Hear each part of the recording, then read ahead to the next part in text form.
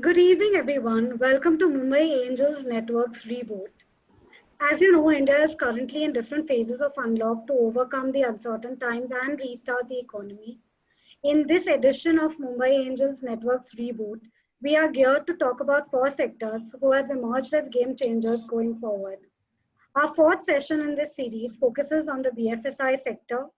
The session for today is divided into 40 minutes of panel discussion and 20 minutes of Q&A. Do send in your questions to us during the chat. Our team will curate it and we'll try our best to get them answered by our esteemed panelists. If you wish for a specific panelist to address your question, do let us know and we'll see what we can do about it. And also a request to please keep your devices on mute so that you can participate better. Our panelists for this session are Arun Thukral, former MD and CEO, Axis Securities. As an accomplished and seasoned BFSI professional, Arun has over 30 years of experience in the areas of retail banking, corporate banking, treasury, wealth management, and stockbroking. He has worked in treasury for around 10 years and has handled money markets, GSEC markets, as well as the Forex markets. He was a part of the founding team which set up Axis Bank in 1994 and has for over 10 years spearheaded the Axis Securities team at their helm. The next panelist is Parthasarathi Mukherjee, former MD and CEO, Lakshmi Vilas Bank. Partho has been a banker for 37 years, working first with the State Bank of India in Treasury, Agricultural Banking, and Retail Banking. He was also part of the initial team that set up Axis Bank and its Treasury division. In 2016, he joined Lakshmi Vilas Bank as the MD and CEO, where he put in place best-in-class systems and processes to completely revamp the old generation bank. Ravi Krishnamurthy, our next panelist, is the president at SBI Life. Ravi has over 37 years of experience in building profitable business organizations with expertise in large leadership roles across banking and insurance sectors. Oriented from India's largest PSU, State Bank of India, he played a key part in building two large organizations in the private sector, namely ICICI Bank and SBI Life. Ravi is credited with his expertise in setting up new channels, verticals, and building organizations towards quality certified world-class organization excellence, especially in the insurance sector. The session for today will be moderated by Sanjeev Singhal, COO and founder, Scriptbox. With a passionate focus on user experience, Sanjeev has been instrumental in conceiving and building the Scriptbox service. He has over 25 years of experience in operating at the intersection of finance and technology and a deep understanding of how technology and behavioral finance can be combined to deliver better personal finance outcomes for consumers. Sanjeev has previously held leadership positions in financial institutions such as Citibank, ABN AMRO Bank, and Kotak Mahindra, and technology pioneers like Cybercash. He has played an active role in building wealth management, retail banking, and internet payment systems for financial institutions in the UK, Europe, Southeast Asia, and Japan. I would like to thank our panelists for their time and for giving us and our audience this opportunity to learn from their experience and insights. Without taking any more time, over to you, Sanjeev. Thanks, Shivangi, and welcome Partho, Ravi, and Arun. Thank you for spending this evening with us. And I'm really looking forward to this session, learning a little more about what's going on. Just for the audience, what we're going to do is we're going to start with a few, me asking the panelists their views on a few points, specifically overall economy, then its impact on businesses, how it is affecting board priorities, some of the decisions that they're taking, how it's affecting risk management. I think there is a big impact on the way people see risk.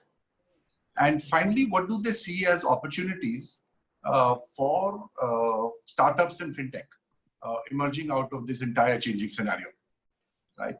So I'm going to start with Partho. Partho, just and then go with Ravi and Arun. What do you see as the impact that's emerging on different segments of BFSI And how are you kind of seeing the impact on how consumers are behaving and how that translates into business growth in the BFSI segment? Well, obviously the impact is considerable, and I don't think it's been measured entirely as yet. And we are yet to come to a conclusion as to what will be the long-term impact of the entire pandemic on the economy. But clearly, it has hit the business quite a bit. Business has, the way we do business has changed completely and perhaps forever. The old way of working is completely out, of course, and that applies to all segments, not necessarily just BFSI, I suppose. But as far as BFSI is concerned, clearly the impact is greater, or shall we say will in the long term, simple reason that it's my considered view that banking and frankly the BFSI sector actually is the pulse of the economy. And clearly this is going to hit the sector quite a bit. However, the fact remains that the Indian financial system has been known for its suppleness. And so the long-term impact will perhaps be handled in due course, and I'm sure the sector will come out much stronger for it. I'm rather hopeful that over time we will certainly see a much stronger system. And I'm sure we'll discuss that as we go forward today.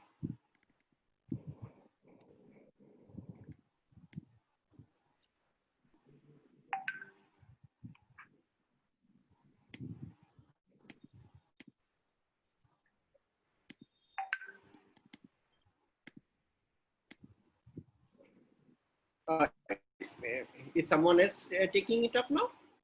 Yeah, sorry, I think I went on mute. So, Ravi, would you like to add your views to that?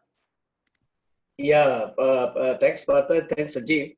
Actually, I'm a bit more excited by the opportunities that are coming out of the risk that has entered financial year 2021. If you look at KPMG CII report 2 years back, Indian banking was supposed to be the 5th largest business in the world by 2020. Insurance business market size was supposed to touch $400 billion. Mutual fund assets about $190 billion. Pension corpus fund $1 trillion by 2025. And 87% of transactions happening over point of sales terminals. Now, if we look at the main drivers behind this and what was the basis on which the KPMG CII report came with this was mainly digitization, online banking, payment banks, and blockchain. And if you look at the factors that have happened in the last 2 years, almost all these things have kept pace in the banking and financial services sector. A lot more digitization has happened. Payment banks have come in. Online banking has taken a big leap.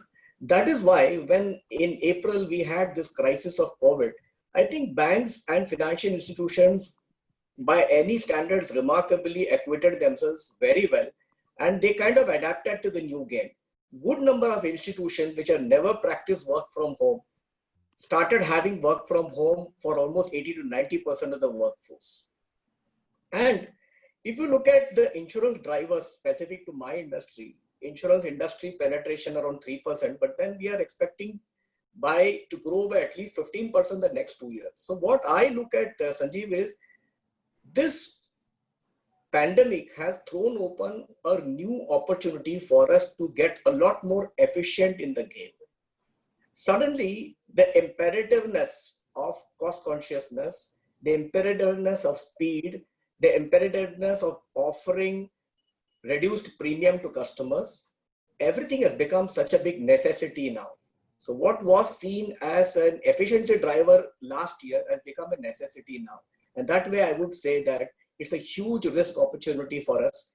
And this risk has actually thrown open a whole lot of opportunity for not only for the banking and financial services sector, but for the ecosystem surrounding it, especially the tech partners, the risk managers, the governance consultants. There's a whole lot of opportunity that has come out of that. Thanks, Ravi, and I will come back to you with some, some more flavor on that. Arun? So adding on to what Partho and Ravi said, So there are two words now. One is first of all, let me share with you that nowadays I remember my younger days when my parents used to tell me that if you have to be healthy, wealthy, and wise, it was so easy that early to bed and early to rise.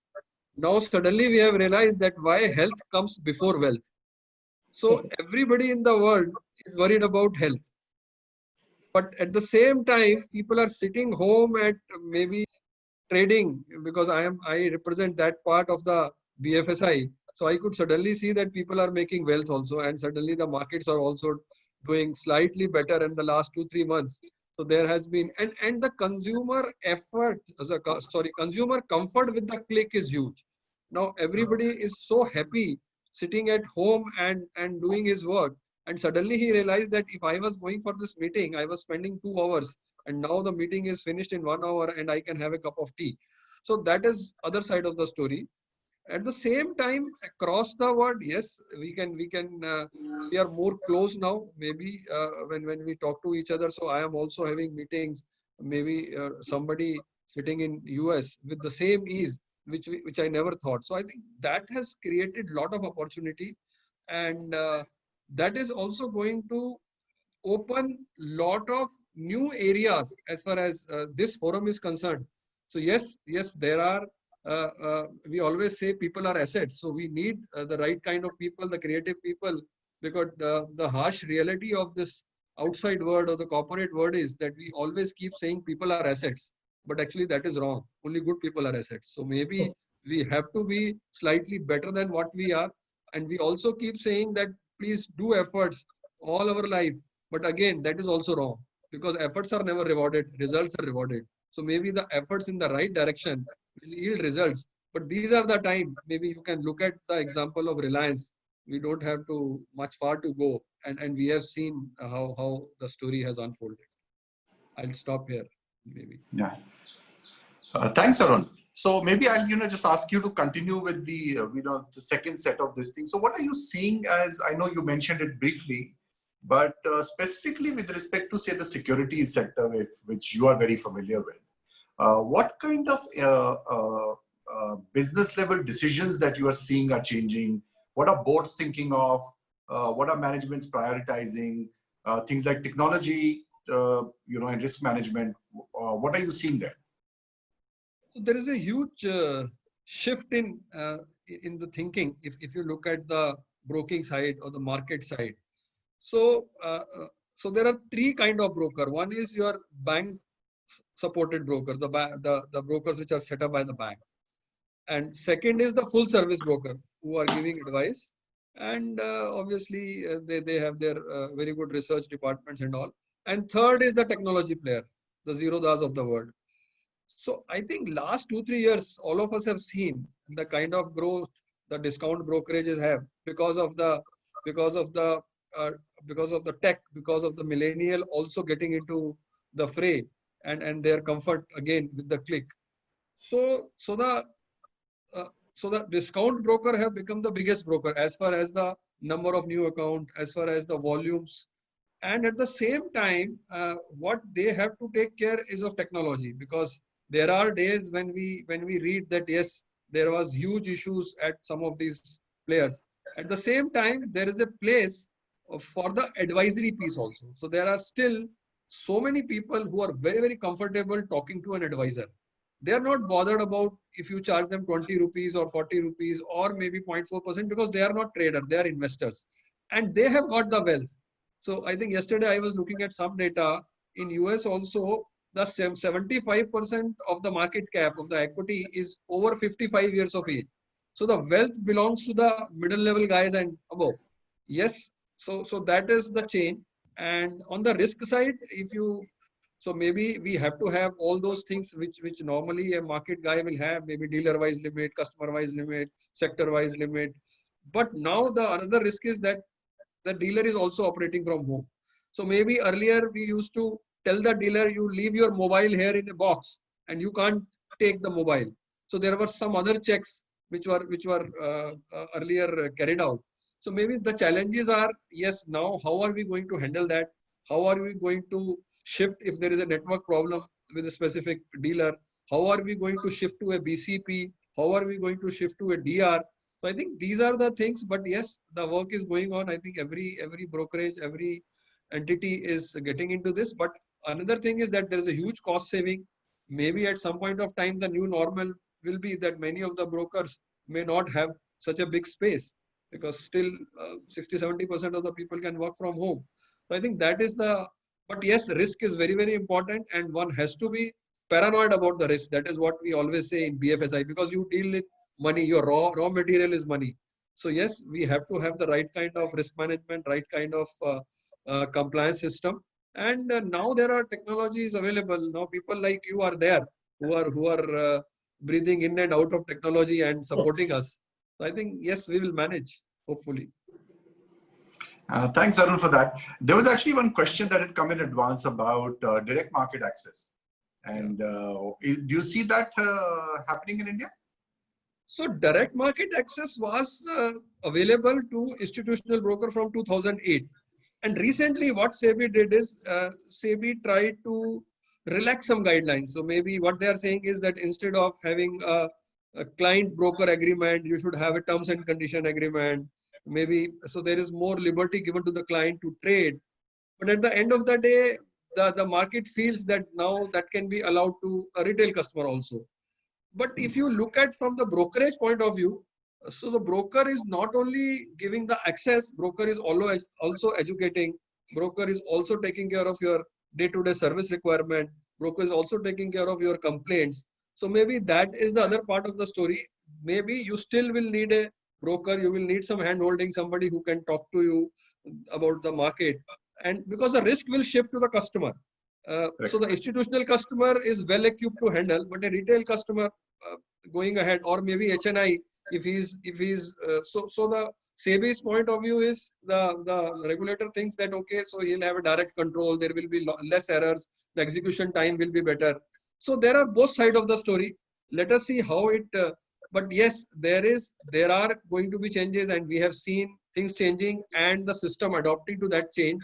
So the broker also would finally find how to get revenue, how to give value added services. So I think this will continue. But yes, there may be some shift over a period of time. Thanks, Arun. Partho, I'll ask you the same question. I think in terms of from a banking perspective, and you're a veteran in that, what do you see as the priorities changing for senior management, specifically with respect to technology and risk management? Yes, frankly, these are two areas where there is a complete shift in the way people look at things. Let's talk of, before I come to technology, which is all encompassing, let's talk about risk first. And frankly, risk is sort of an overlay actually for everywhere. Risk and compliance actually are two things. Now, there might be a feeling in some circles that because of the recent problems, risk and compliance issues will be given a bit of a go-by. Actually, it's the other way around. Risk and compliance have now taken center stage in all decisions taken by management. Let me put risk in two ways. There are two sets of people who are directly affected. One, of course, is the practitioner, of course, the people at the front end of business. And the other part is the management, the board level, perhaps. For the practitioner earlier, risk was seen as the risk group was seen as a sort of, shall we say, an impediment to business earlier. There was inadequate appreciation of the long-term implications of risk failures. In fact, risk as an issue was not really ever given much importance in the years gone by. Gradually over time, and I'm not necessarily saying that this has happened just now, but over time, gradually risk has assumed a very important role. I think if you go back to the 2008 issue, I mean, there itself, I mean, that was largely a liquidity crisis at that time, but clearly the role of risk became very apparent at that stage.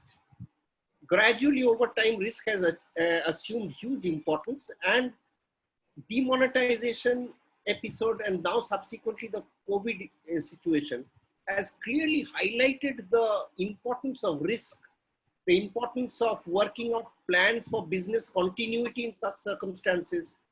So institutions, banks and other institutions are now putting in a huge amount of effort now to handle these risks. Clearly, when it comes to risk, the first item, of course, is to identify the risk and then work on risk mitigation steps. These are now constantly being followed up, and there the role of technology comes in. Increasingly now, banks and other institutions are now adopting high-end technology to ensure that they can handle the risk. Because risk management now is extremely important, and the role of technology there is crucial. Increasingly, I'm saying banks are now more like IT companies actually, considering the amount of focus, amount of expenditure that they have now on technology.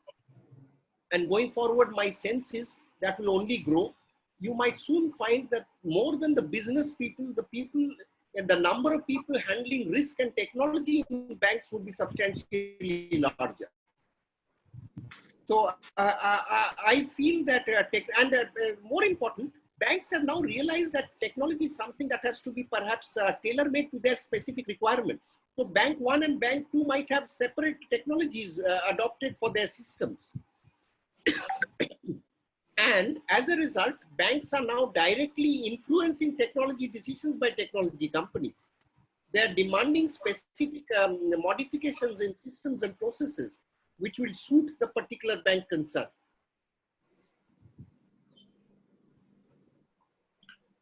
Thanks, Partho. Ravi, the same question for you.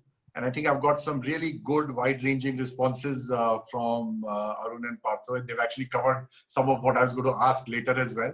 So, there's lots of opportunity that's emerging from this, and I would like you to tell our audience about how do you see this emerging. So, when I work for a life insurance sector, and obviously we deal in risk every day. So for us, risk is an opportunity. So we never talk in terms of risk management, we look at opportunity management. So what we look at now, the scenario is very beautiful. It is really faceless. So we don't see customers, we have to see them digitally. We don't meet them in social congregations to influence them. So we need to figure out how to digitally influence them. And the fact is that at this point of time with COVID, insurance, which used to be a push product, is becoming a pull product. Customers want insurance. Customers want to insure themselves. And so the growing need of the consumer is what is attracting our attention, and possibly the attention of the entire ecosystem in the country, including the tech ecosystem, the investor ecosystem. Everything has to gear around what this customer's mindset is changing. And that is the actual opportunity before us. The opportunity is encashable provided we do few things right. And that is what I mean by risk mitigation. One is, can we offer customers whom we don't see physically, but we are seeing them digitally, the right products? Can we understand them better? Can we lower our premium rates by becoming more cost effective and more efficient? Can we pass on the gains of digitization to the consumer in the form of lesser premium? And can we settle claims more trustworthily? Can we settle claims much faster? And if you look at this, what I feel is the Indian industry in general, the fintech industry, the insurance industry, the banking industry, everybody has to come together on one platform as far as data is concerned. The key is, how do we use data? And data is of the customer, please remember. And when data is of the customer, there is a consent involved with the customer.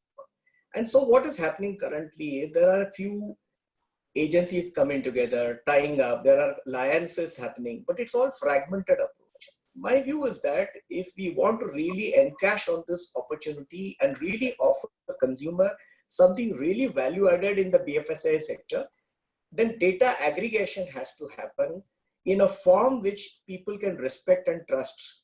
So for example, if you look at it, can we have a consumer data bank in the country supported by a policy regime which is trustworthy for all the players to operate and access? Can we have a data bank where customers' financials, their health records are all auto-populated with the customer's own consent? So as a citizen, he gives his consent for his data to be populated for his general good. And this data is accessed by the various players in the BFSI sector to be able to offer to the customers good products which are insurable, which are underwritable, and where claims can be settled. And that in that process, I feel that data aggregation, data analytics, and finally the use of data, making it easy, is going to be very critical from an apex support infrastructure that is needed in the country if we want to be able to address the consumer's demand. So I see a lot of technology which is going to come supporting these requirements of data aggregation, data analytics, and finally use of data. That is number one. And number two is the ease of onboarding for a customer in terms of identity of the customer, in terms of underwriting the customer's health and financial risk, and finally, in terms of claim settlements. In these segments, like for example, today when we are operating, we get claims, say in a distant place near, say, Faridabad. Now, how do I get to understand what was the customer's illness? How do I support his health? What should be done on that case? I don't have an investigator, a physical guy who will go with a legwork and go and get to investigate and find out what is it that I should do for that case. But imagine technology like drone technology or imaging technology comes in, or the hospital records of the country are integrated into a single data network. Look at the kind of potential that insurance companies and banks put together can come around, how they can leverage this data to actually be able to help the customer in a more trustworthy way, which will build greater reputation and get greater penetration of the insurance in the various industries. So that is where I see the play of both technology and data. And the second thing is, with this kind of data integration and aggregation happening and the use of data becoming critical, the entire training industry of reskilling the employees of the organizations to orient themselves to use of data in a more scientific way, to analyze data in a more scientific way, and to use data in a proper and safe way becomes very important. When you look at the risk angle, technology architecture audit is going to be very, very significant. And technology gap opportunity identification is also going to become very critical, because here we are talking of technology being safe, secure, and scalable. All three put together. So if all three put together has to happen, a proper governance model has to arrive at, which means we are all hunting now to see what kind of support we'll get from the fintech industry to be able to audit our architecture, support it in terms of what kind of security measures can be given so that we are prevented from, so that the technology is prevented from being hacked. It can be, how do we protect data? How do we protect the customer's confidentiality when people are working from home, and so on and so forth. So the opportunities that are coming up in the governance side is also very, very significant. Great, thanks, Ravi. In fact, I really like that. So two observations. One is, I think the fact that BFSI is all about pricing of risk. I think everywhere when you are, whether it's securities market or insurance or even banking, all of us are really pricing risk, right? And a new way of looking at risk is what this situation has given us. One question just all around is that I think as a fintech player, and what we've seen is that over the last few years there were some regulatory changes that happened, right? And that led to certain mechanisms being available that have helped prevent a very, very widespread impact of COVID, right? For example, contactless payments, digital payments, we were very sophisticated, etc. Do you also see regulatory changes coming in that will accelerate some of these going forward? And if you see, what are those? Are you asking me? Yeah, Partho, maybe you can. Yes, I expect more and more changes to come. This will be an ongoing process, I imagine. there has been a speeding up of this entire process of regulation, particularly from the period of demonetization, when people suddenly woke up to the fact that the digital means of transfer is perhaps an excellent option available. Thus, more and more people have taken to digital means. I mean, the fact that, Paytm is a point clearly available where the common man suddenly woke up to Paytm. So that has happened, and COVID has further pushed that. I can tell you today, for the first time now, banks are able to open accounts entirely digitally without a face-to-face contact between the account holder, the new account holder and the bank or its staff. So that's happened, and more of this is likely to happen. The major issue that banks, and not just banks, or most institutions face today, of course, is the risk of fraud. The fact remains that fraud in the system, the financial system, has grown manifold. So the biggest risk that the system faces is handling fraud, and you'll appreciate that the fraudster is always a few steps ahead of the institutions. So while you plug one hole here, somebody opens something else somewhere else. So that's the risk, and that's an ongoing risk that institutions will continue to face. And I expect that you will find that the digital means will, going forward, be the main way of transacting, which will also call in question the question of existence of brick and mortar banks and offices. But that's another matter that needs, I think, a full session for discussion. But the fact is, going forward, you will find that a very large proportion of daily payments will move to the digital route. And constantly, technology will have to be used by institutions to ensure that fraud is avoided and fraud is handled. I mean, the risk mitigation steps there are constantly there. For example, the order of the day today is work from home. It's not as if people have given up on risk management there. What has happened is, in order to facilitate work from home, all institutions have put in place very strict risk management systems, including strong firewalls in the systems, to ensure that despite the fact that people are operating from home, the risk of data privacy and so on is handled.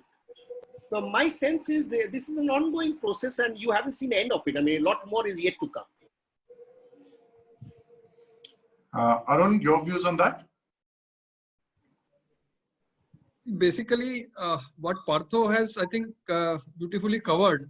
I can only add, yes, that as I said, risk in the BFSI is huge because we deal in money, and at the same time, there is huge focus also. Maybe if I look at a broking house in earlier days, the kind of system the broking houses had was minuscule.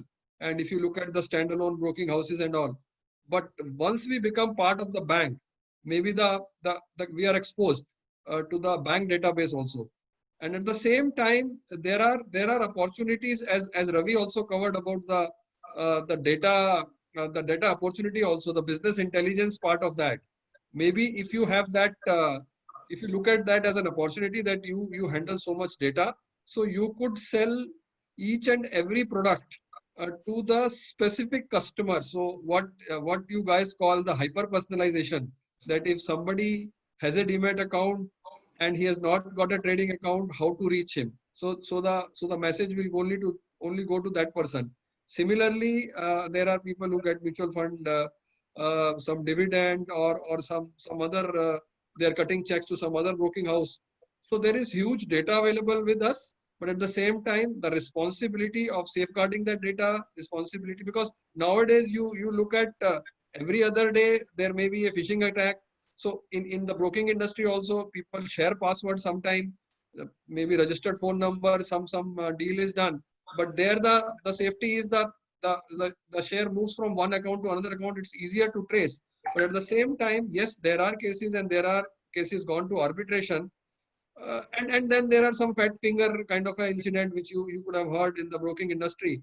So risk is there at all point of time, right from the morning when the market opens, and maybe after 3 o'clock when there is an entire risk management department sitting at looking at the screen and cutting positions, because these are all on best effort basis. So I think we have to live with this risk, but at the same time, there is huge opportunity also, and the only common thing is the opportunity as well as the risk, that technology comes to your rescue. And that is what my 2 cents are. Sanjeev, just one point which comes in is, while the way consumers spent, the way the economy moved in the last decade, that part is shrinking because of obviously the pandemic which has come. So normally the reaction is that the GDP is shrinking. So what do we do? But let us look at the underutilized headroom in the economy. India is very badly underinsured. So there is huge scope to grow insurance. India's data is fragmented. The personal privacy data part of the regulatory support area is still gray. So what I feel is that the economy that was is shrinking, but the economy that is or that will be has to be expanded.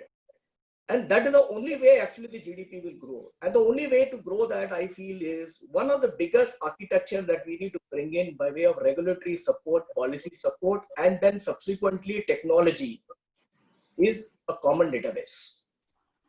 I think if a lot of work is done around common database in the country across a citizen, the demography of the citizen, the financial health of the citizen, the health of the citizen, if that is captured through regulatory support in a common database, I think it will increase competition, but it will create a lot more confidence in people to access data without the customer losing privacy of that data in any way, without his getting harassed by that data.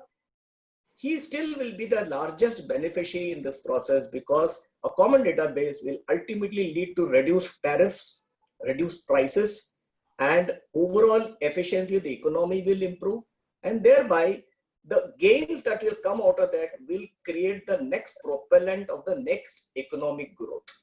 So it's very critical for us to identify the new engines of growth rather than expect the old engine to revamp itself and allow the GDP to come back to its normalcy. That's not going to happen. What is to be done is we have to identify new layers of growth, new levers of growth. And I feel data aggregation, data analytics, and finally, making technology, helping technology through technology, the use of data is very critical. And the second most important lever is, we haven't, as Arun was saying, we don't give so much, we haven't given so much to how the access to a system is, and it's all very loose. But I think we are getting to a more formal economy when we expect a customer to share his data on a common platform. Then he expects a lot more formalization of the economy, in which case the governance model around data governance, data security, data audit has to become that much more robust to win the confidence of the consumer and in the various institutions that are participating in. So I think there is a whole lot of opportunity that will come in terms of employment and in terms of investments in the areas of audit, opportunity gauging of technology gaps in the systems, and building new technologies using machine learning, artificial intelligence, then hybrid kind of cloud servers, private clouds and public cloud servers, integrations, so on and so forth, which will kind of create the overall robust network for a very integrated database for financial institutions to operate, whether they are banks, financial institutions, or stock markets, or insurance players. They must be able to consume data of a customer in a more integrated way, in a safer way, to offer better and finer products to the customers. Thanks, Ravi. Ravi, you're talking the language of a fintech.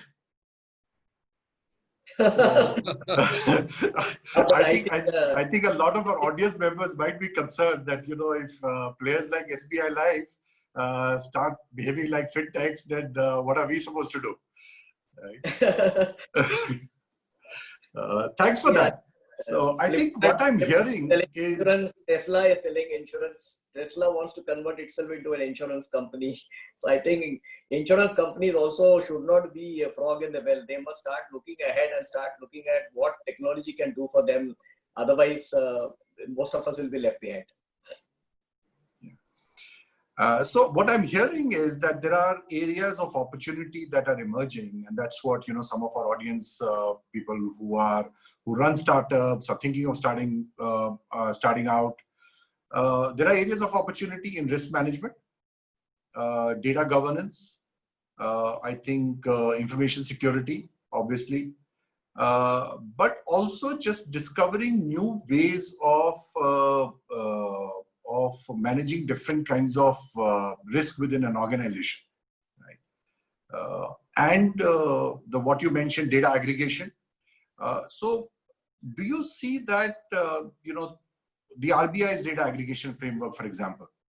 Do you think that is sufficient, or there is something else that is needed on top of that? The RBI's data aggregation system has actually been working very well. And quite frankly, it's come as a great boon to banks, particularly as far as lending is concerned. You'll also appreciate that post, say, 2008 to 10, post that period, overall delinquencies, both particularly on the retail side, came down because of the resort to using CIBIL data.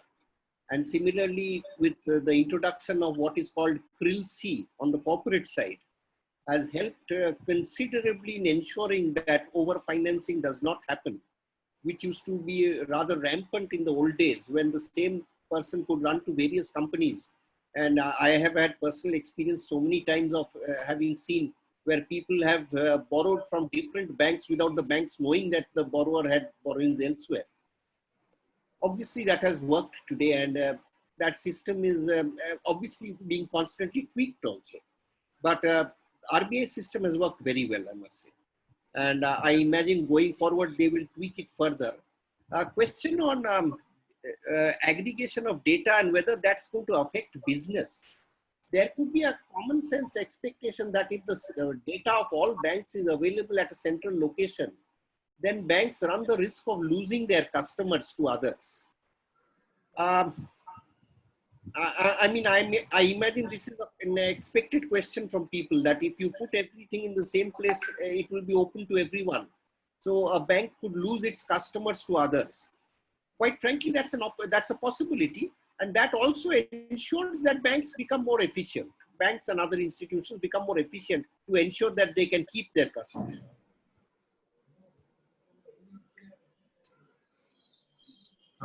Thanks. I think this was very useful. We are at about 40 minutes into our session. So I think what we'll do is we'll probably take questions now. Sure. So I think a couple of questions have already been addressed during the conversation. I think this question is probably for you, Sanjeev, when we're talking about fintech replacing advisors, when we're talking about active and passive investment and funds. Any thoughts on that in terms of the fees, the management fees, things like that? How do you think that would really impact the business going forward? So I'm a biased party. I run a fintech, so I will always say fintechs will rule. Yeah. So I think ultimately there are consumer needs that you need to be able to meet, right? So it's not just a question of fintech or a traditional incumbent. As Partho said right early on, financial services has always been about technology. You really can't run a large or significantly large financial services company without relying heavily on technology. I've spent my life building banking systems, right? The real question is, are we able to use that technology to be able to deliver a better outcome for the consumer? And that's not just about pure technology. It's about actually understanding the need, connecting the customer to the best financial product that is relevant for their need, and doing this in a manner that they can do very easily on their own, right? And that's where the gap between an advised transaction or a self-service comes in. Not every consumer is going to be able to self-serve. So there will always be need for advisors. It's just a question of what is the level of depth of skill, knowledge that a different set of customer requires. What we try as a fintech obviously is to kind of push the envelope and do more and more of that in an automated manner. So we build algos, we build we design consumer experience layers to be able to do that. But there is a set of customers, there is a segment of customers and a segment of problems that will still require human intervention. Okay. Sure. So the next question is, this is one of the offline questions that we had received. This pandemic has actually pushed most global economies to their brink. But what we're seeing developing in India is a very interesting scenario where the gold and the stock markets is actually moving in the same direction, which actually goes against any economic theory ever written or that I have studied or any of us have experienced. And since we have such esteemed bankers on the panel, would one of you want to try and explain what is happening right now in the Indian capital markets? I can take a I can start it and then maybe someone can add. Panel can take. So I think till last year we could see that gold had not done anything. Maybe 1 year back, and so that time when we were talking to the customers that they should have at least 5% to 10% gold allocation, so people obviously never bothered to listen, and most of the people were not very keen, and you could see the volumes in the gold ETF at that point of time. And if you follow the asset allocation route, I think that everyone will tell, if you look at last 10-year data, every other year sometime it is foreign equity has done, sometime it is large cap, sometime it is mid cap, sometime it is gold. So in last 1 year the gold is doubled, and prior to that for 5 years gold didn't do anything. So the entire return has come down. So again it comes back to the same rule that one has to put each asset into the basket, and at the same time what the other point is that whenever the markets are volatile, whenever the markets are crashing, then people rush to gold. But this time is different. This time markets are also going up and gold is also going up. I think that's why this question. Yes. I think one of the reason I feel is that there is a huge printing of money, trillions of dollars. If you can look at Fed or maybe look at ECB, look at yen, look at India, everywhere, and there is a huge liquidity. So at some point of time, I think this realization is happening that how are you going to support this huge currency? It has to be somewhere backed by gold. And there are people who are taking that bet that yes, now at some point of time, they have to back it with some gold, and then there will be more investment. Maybe governments also will be getting into gold and all. I think that is one of the reasons that I personally feel that gold is going up, and we could see every other day. And in India also there is some opportunities available. So earlier, if I used to tell someone to buy gold, they would say that no, it doesn't give any income. So now there is a sovereign gold bond. Maybe a retail investor can go and buy, and he gets 2.5% interest, which is as good as a residential flat yield today. And if he keeps it for 8 years, he gets zero capital gain. So now suddenly people who said that it is not an income producing asset, they also realize that it is as good as a residential flat yield, and there is no capital gain if I am keeping it. So these things have gone in gold's favor. And as I said, there is huge paper money available. So suddenly people have got that worry that let's have some gold. And I think that is one of the psyche, because the behavior drives most of the investors, which we always keep saying that at the end of the day, whatever you say, whatever technology you have, but at the digital at the fore, but human at the core. That is what I think is true everywhere. People behavior will definitely change. And anyway, as Indians, we always loved gold. That we all know. So I think these are some of the things, but this is happening all across the world. Maybe everybody is loving gold, not only Indians. Sure. Partho, any view on what could be really happening? I beg your pardon, I didn't get your. On this interesting incidents where our stock markets and the gold is moving. Yeah, I have a view on this. Actually, the old concept of equity going up and gold coming down, I think has been broken long ago. My sense is, and I think Arun put his finger in the right place, in the sense that there is a lot more of liquidity in the system. Now, if that is there, individuals also have to allocate their assets. They can't put all their assets in the same basket. So under the circumstances, while certainly they'll buy equity, but they will also be going for other allocations, and gold obviously would be one of them. I mean, gold is a very common thing for an Indian at least. And there are others who are perhaps relatively more sophisticated and who are smart, who would also look to build up their, cover their risks, pay for their health insurance at this time, pay for their life insurance at this time. So you find that as such, in these times, it's not just gold and equities. I'm sure, well, maybe Ravi could talk about it, but I'm sure insurance industry is also benefiting at this moment. So, and this is largely a question of asset allocation that is happening. The average Indian today is a lot more savvy about his savings and his money. Right. So the one things, Sanjeev, the green shoots cannot be dismissed. While you look at the markets and the boost that is happening, maybe there is a lot of speculative work also. But what one can't dismiss is the quiet kind of green shoots that are happening in the economy. Let's take for an example. The entire pandemic has thrown open a whole lot of fintech health industry collaboration. Now look at some of the silent innovation that are happening. For example, I have discussed with a startup which is managing health of a diabetes person. A person having diabetes is able to manage his diabetes and know the status of his diabetes merely by using a kind of a gadget or an app. And this is a startup company which is now promising that if an insurance company were to launch a diabetes health management product, they could partner with us in terms of a wellness partner who could help us by not only allowing the customer to remote gauge his own status on diabetes, but also the insurance company to online get an assessment of where this customer is shaping up after he took a policy from me. Now imagine if his diabetes is getting better and better controlled, and the app starts showing me as an insurance company how well is he progressing, then there is a big case for me to annually go for a reduced premium for this customer.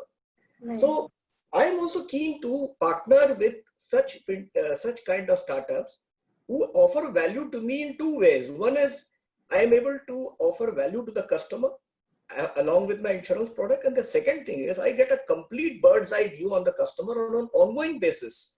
And that helps me to get better efficiency for myself, better value for the customer. And I see there is huge benefit for a life insurance company to partner with customers who have a health problem, but whose health starts improving by the day. It's very profitable to me as well, to the customer. So just see this small tie-up possibility, somebody coming with an innovation using artificial intelligence and machine learning to build an app around diabetes management. This is very simple innovation I have seen. And because of this pandemic and the kind of innovation that are happening within the technology companies and the health industry, I see that the markets are also taking recognition of the new levers of the economy which are coming up, much like what happened, say, in 1990s when Infosys came on the show. What happened? For the first time, people realized coding is an industry, and then Infosys grew from nowhere to dizzy heights. I think this is the next engine of growth that is happening, where there is a lot of collaborative interest happening between technology and the various industries. Right. That's why I keep stressing on data. Data aggregation. Interesting, Ravi, since you're talking about data, there's a follow-up question. Maybe if you could pick it up and the panel can take it on. It again comes back to customer data security. A lot of these AI, machine learning backed technologies again bank on blockchain. And then how does one really address the question of data security, keep it safe from poaching? Because in a sense, this becomes the IP of the company which is promoting this app, and that's the only thing really that they have to sell, the only marketable, tangible product. So then again, it comes back to data security. So how does one address these problems? So can I address that, Sanjeev? I try sure. a limited way. I'll try to put it across. So one is all of us want customers' data. Right. Everybody. And the customer partly wants to give his data because it will help him to get better products, but partly is very scared whether this will end up in his privacy getting compromised. And I feel that is where a open paper for discussion must be floated at the earliest on this aspect, where data security and data availability are balanced. both is equally important. And I feel there are possibilities available in that. For example, access to data need not be the full set of the customer's data. It could be level 1, level 2, level 3, and then these levels could be described based on each level gets what access to data. And then the highest level of access to data is offered to that agency with whom the customer shares the highest trust. So some kind of a protocol can be developed between the customer and the agencies. And that is why I keep stressing that instead of having multiple agencies to which customers should share data, if you were to share data with a single agency, like say, for example, we set up a National Payment Corporation Limited, we set up a national stock exchange. So if you were to set up a national data bank with under a regulatory body, then I think user interface and user access and safety and security will be safeguarded. And then the governance will be put on a single agency where multiple people access. I think that will make it a lot more efficient for various players, and it will give a genuine opportunity for all the players to access that at a price. And that would be a price revenue model on which this operates. Sure. Yeah, Shivangi, maybe I can add a little bit to this. So I see this in two parts. I think one is maintaining security of the data that you have received for the purpose of whatever service that you're offering.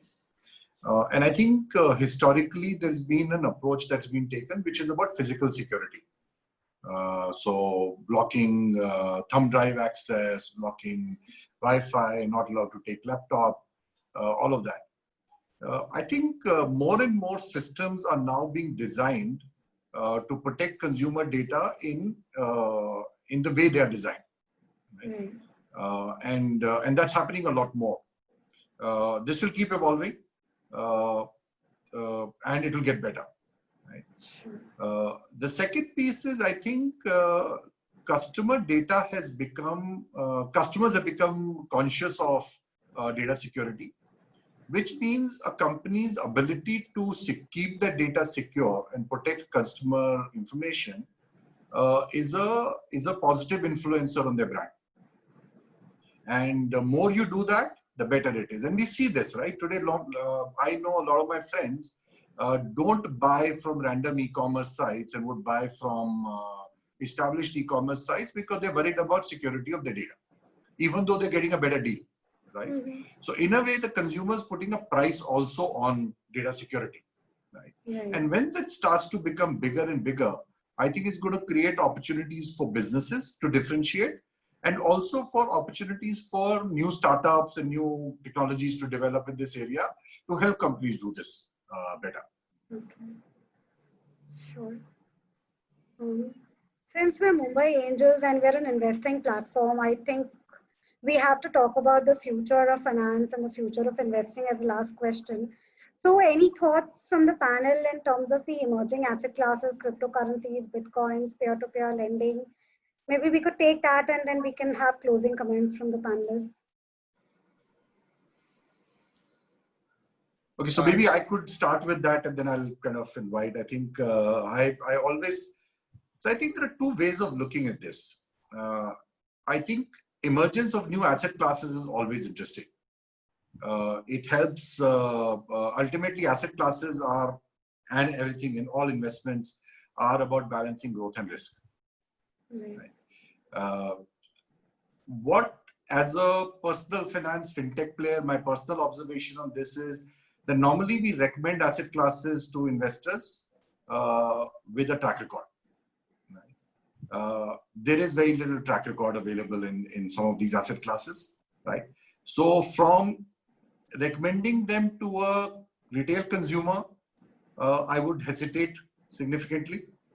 But I think a qualified institutional investor or a large ticket investor who's looking at something like this could probably explore this, knowing that there is significant risk in this. These are not risk-free. So I can add basically what Sanjeev said. So there are right now people are investing in financial assets for the last few years. The trend we have seen. Earlier, people loved only physical assets, which is property and gold. And if they went to financial asset, it was primarily FD. Now, at least people are getting into mutual fund, people are getting into stocks. And so when I visit some of the management colleges, so everybody will ask about Bitcoins and other cryptocurrencies and all. But as Sanjeev said that as of now, there is no track record.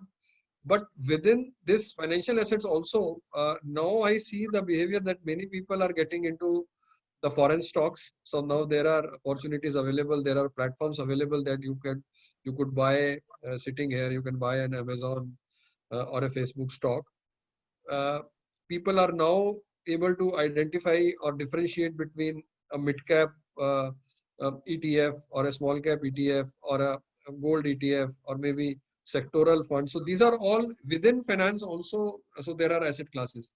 And anyway, we talked about and I have seen some 10-year chart where no asset class has given return year after year in the same way. So every other year there was some other asset class coming. So within whatever is available, we are not able to look at that.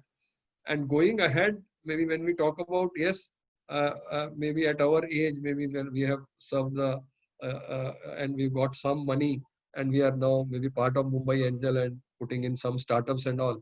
So yes, at our level, yes, it should be okay that if we put some money, because we can not only understand the startup, we also feel to be involved with them, because we can mentor them. We love that space because all our life we have been mentoring our people under us.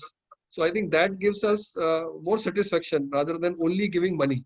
So I think that is also one of the asset class available now. And you go to any financial house here, whether so many players are there, PMS player, and there are a lot of structured product, there are a lot of debentures. So now if you can understand within that only, so there is so much already available. So why to go to Bitcoin at this point of time? Because we have not covered that space at all. So there is so much to do before that. I think that is what I thought I should add. Ravi, Partho, any closing thoughts? I have only good optimism to share that we have been seeing good buoyancy in insurance demand from customers, and particularly because of the challenges that have come in the wake of the pandemic.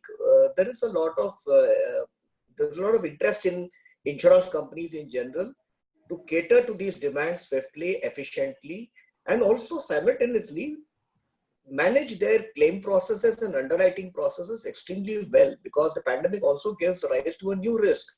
So I feel that the investments that are going to happen with insurance stocks would be good. It will have a good future ahead, because we are still very vastly underpenetrated, and there is a lot of headroom to grow. And also, I feel that the investments that insurance companies will do will be in technology heavily, because we believe that now to manage our risk with this pandemic, it is all the more important for us to make onboarding easy for the customer, because we are going to do faceless digital kind of selling to customers, pitching products to the customer without actually seeing them physically. So a lot more necessity is there for us to make the onboarding experience easy, to make the underwriting experience better, to make sure that we underwrite the customer at the front end itself instead of a back office doing a laborious underwriting at the behind. And then most importantly, to make sure that we are able to give claims faster, expeditiously, and in a very pleasant manner, so that the net promoter score of the customer is protected right from onboarding right up to the claim stage. So I see that there will be a lot of good interest in health sector particularly, and life insurance is all about health. We are very happy if the people whom we insured live long. So it's very important to us. So the investments of the technology sector in health will in turn have a cyclical benefit to the life insurance companies and vice versa. Sure. Partho, any closing thoughts? Yes, clearly the market is maturing very fast and at a rapid pace, really. This is reflected in the fact that today you have so many different options to lend. Arun mentioned the fact that at one stage, the only option you had was a fixed deposit. Then you got into stocks, then mutual funds and so on. Today, there are individuals who are investing in private equity, which is where you come in actually. So private equity, the very fact that private equity has grown so much is also a reflection of the fact that people are looking at different options. There are people who've gone into cryptocurrencies and bitcoins. Now, quite frankly, bitcoins and cryptocurrencies are effectively, I mean, if I were to make it a very simple explanation, this is a sort of a demat currency format, shall we say. It has its risks, obviously, which is why people are hesitant at times. I personally am extremely hesitant. I wouldn't go anywhere near it, of course. But that does not necessarily mean that it's not a good thing or bad thing. I decline to comment on that. But the fact is, it's an option available. Peer-to-peer, I think you mentioned once. Yes. Clearly, that's a very interesting format that has come up, where effectively an individual can actually lend to other individuals through that platform and get higher yields. Now, clearly, if he's getting higher yields, he's obviously willing to take higher risks. But the fact is that the risk and the return is being matched, is being handled through technology, of course. Yes. And increasingly, peer-to-peer entities are growing very fast. They're also taking advantage of the fact that more organized players like banks and all have elaborate systems, whereas a P2P system is relatively simpler. But at the same time, obviously, it is a higher cost, of course, for the borrower. But nevertheless, it's an option available to the investor, to the average individual to come in. So all in all, I must say that clearly the markets are developing very fast. For the average investor today, there are so many more options available, and which speaks very well for the economy as a whole. Sure. Thank you. So I think we have overshot our time. So on behalf of the MA Network, I'd like to thank Arun, Partha, Ravi, and Sanjeev once again for lending their time and expertise to this session. It has been very, very insightful. I would also like to thank the audience for their active involvement, our members for their constant support and encouragement, and the team at the back for curating the session and making it what it is. Stay tuned for updates on our upcoming events in August, where we will be hosting sessions ranging from cryptocurrencies to life sciences. And have a wonderful evening. Thank you. Bye-bye. Thank you. Bye-bye. Thank you so much. Thank you, MA team. Thank you. Very nice meeting all of Thank you. you.